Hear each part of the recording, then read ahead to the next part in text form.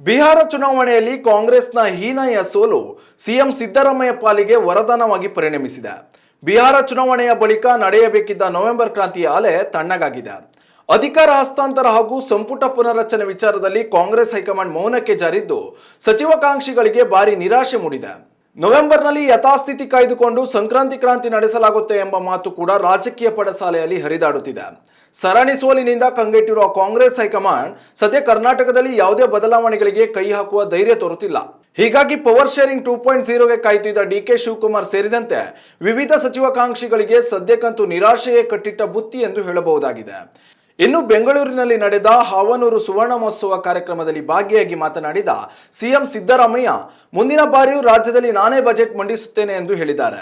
ಈ ಮೂಲಕ ರಾಜ್ಯದಲ್ಲಿ ಯಾವುದೇ ರೀತಿಯ ಸಿಎಂ ಬದಲಾವಣೆಯ ಮಾತಿಲ್ಲ ಎಂಬ ಸಂದೇಶವನ್ನ ಪರೋಕ್ಷವಾಗಿ ರವಾನಿಸಿದ್ದಾರೆ.